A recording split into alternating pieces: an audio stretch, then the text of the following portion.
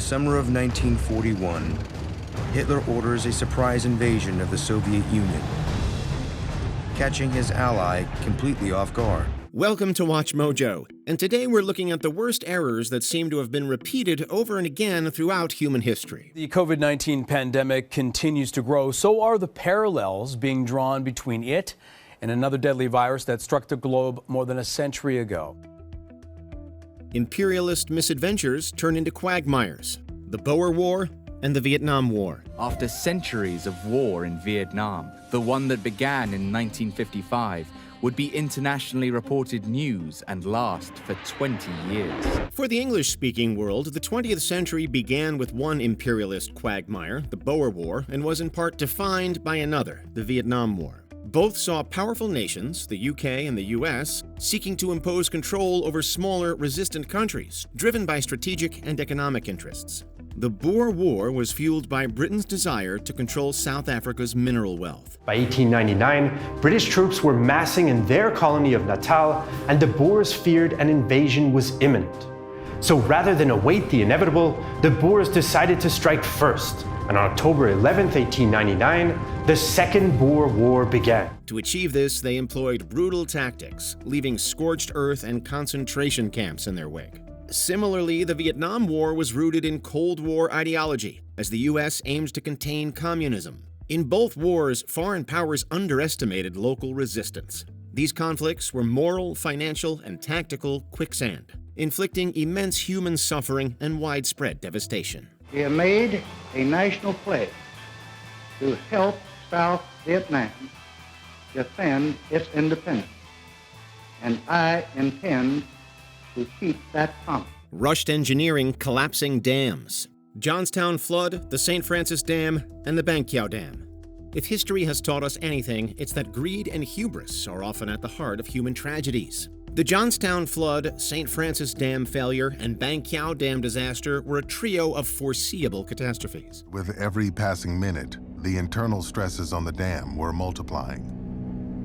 At around 11:20 p.m., the structure finally began to give way. In each case, flawed engineering, poor oversight, and disregard for safety warnings set the stage for massive loss of life. The Johnstown flood occurred when a poorly maintained dam collapsed, destroying entire towns. And water is such a powerful force, it would pick up locomotives off of the track that were in this flood's way and bulldoze everything that was in its way. Similarly, the St. Francis Dam in California failed due to structural flaws, flooding communities downstream. In China, the Ban Kiao Dam was overwhelmed by unprecedented rainfall. This exacerbated problems stemming from design failures and political mismanagement, causing the dam to collapse, killing thousands. Though decades apart, these disasters highlight the repeated risk of underestimating nature's power. Deregulation helps lead to economic collapse, the Great Depression, and the Great Recession. Time and time again, America and the world pay the price for a cycle of laissez-faire economics and deregulation. In the 1920s, minimal government oversight allowed for rampant speculation and risky investments in the stock market. By the end of the decade, the stock market crashed and spread economic devastation around the world. Wherever you looked, boys and girls were, men and women, were wondering what was ever going to happen to them. Similarly, in the early 2000s, decades of financial deregulation enabled irresponsible lending practices.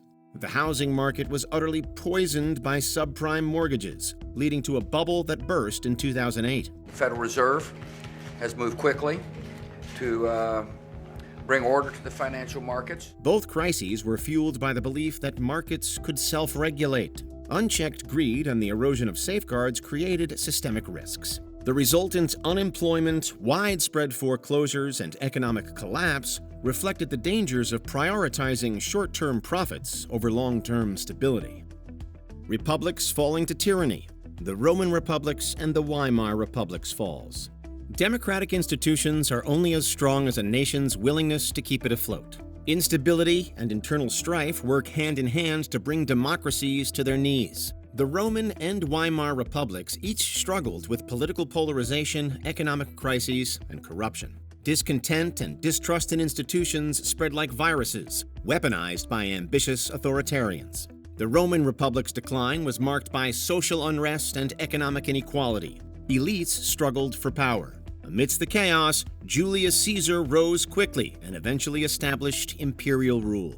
Likewise, the Weimar Republic was strangled by hyperinflation and factionalism. From 620,000 marks to the dollar in August 1923 to 630 billion 3 months later. Political extremists took advantage of the uncertainty and eventually seized power. In the end, Adolf Hitler rose to prominence, dominating both Germany and most of Europe.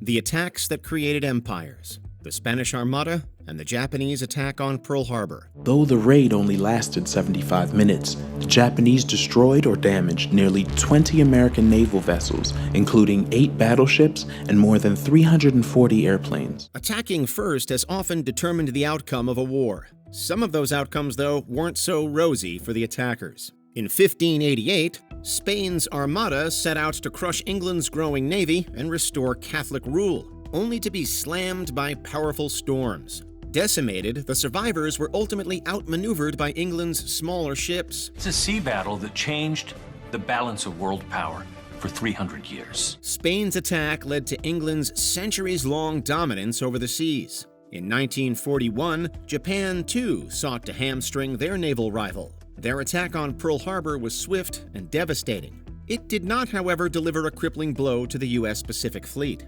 Instead, it galvanized America, dragging it into World War II. On December 8, 1941, one day after the attack, the United States Congress declared war on Japan, officially entering World War II. In each instance, the attacked nation went on to become the world's most formidable superpower. Spiraling alliances, the Peloponnesian War and World War I. Most would say World War I started with a gunshot. But there's a lot more to the story. The Peloponnesian War and World War I both erupted when a spiraling web of alliances escalated local conflicts into devastating region-wide wars. Both were proud city-states who eyed each other with great suspicion. Each was certain that it should wield supreme authority. But as we all know, there can only be one leader. In ancient Greece, tensions between Athens and Sparta, along with their respective allies, led to the Peloponnesian War. This prolonged struggle destabilized the entire Greek world. Many city-states were left weakened or destroyed. World War I began thanks to a series of military treaties between European powers. The assassination of Archduke Ferdinand triggered a diplomatic and military chain reaction, pulling nations into a catastrophic global conflict. Both wars ended with a deadly aftermath. The Peloponnesian War left Greece in ruins and vulnerable to conquest. World War I's devastation left political instability and economic collapse, leading to the rise of fascism in Europe.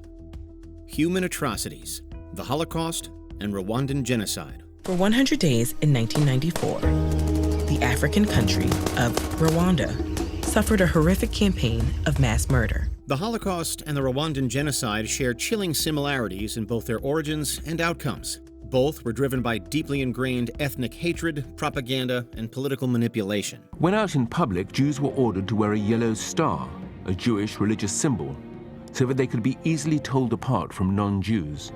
The Nazis told Germans that those wearing the star were enemies of the people. The Nazis systematically dehumanized Jews through years of anti-Semitic rhetoric. Eventually, they industrialized their bigotry, killing upwards of 12 million people, half of them Jewish. In Rwanda, the Tutsi minority was demonized by extremist Hutu leaders. After ginning up that hatred to a fever pitch, the killing began. In just 100 days, Hutus slaughtered more than 500,000 Tutsis. Tutsi victims sought refuge at churches and schools, where they hoped international organizations would protect them. But no outside party came to their aid. Both genocides were marked by the use of state machinery to orchestrate mass murder, while other nations stood by, either complicit or indifferent. Both massacres left profound scars and a haunting legacy of loss. Fear and paranoia, the Salem witch trials, and the Second Red Scare. Democracy may be a net good, but majoritarianism, if left unchecked and under the right circumstances, can cause mass hysteria. There were witchcraft outbreaks all the time, all through the colonies, especially the northern colonies. With a dash of fear and a pinch of paranoia, bad actors could use a desire to root out perceived threats to cause great harm. In Salem, Massachusetts, accusations of witchcraft spiraled out of control. Witch trials led to executions based on flimsy evidence and fear of the supernatural. Angry community members in Salem pointed fingers at assertive middle-aged women, but also began to accuse married women from well-respected families.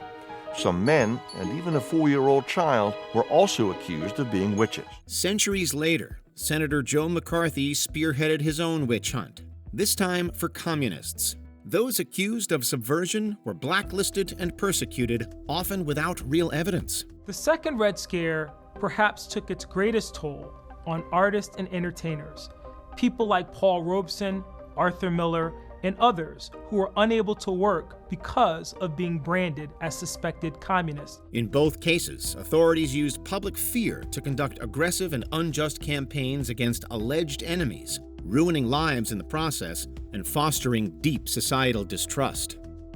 Pandemics, the Spanish flu, and COVID-19. The COVID-19 pandemic continues to grow. So are the parallels being drawn between it and another deadly virus that struck the globe more than a century ago. Human civilization has been ravaged by deadly pandemics over and over throughout history. The Spanish flu and COVID-19 happened a century apart, but it seems that not everyone chose to learn from the past. Discontent with public health measures spread widely during each pandemic, exacerbating the situation. Spirits will not die, and I tell you what, we will not comply! Governments implemented shutdowns to curb the spread, but uneven compliance and politicized responses prolonged the crises. During the Spanish flu, anti-mask leagues and public pushback against restrictions mirrored the protests and skepticism surrounding COVID-19 measures. The Spanish flu eventually subsided as the virus mutated into less lethal strains, whereas COVID-19's global impact was mitigated by vaccines and evolving public health strategies.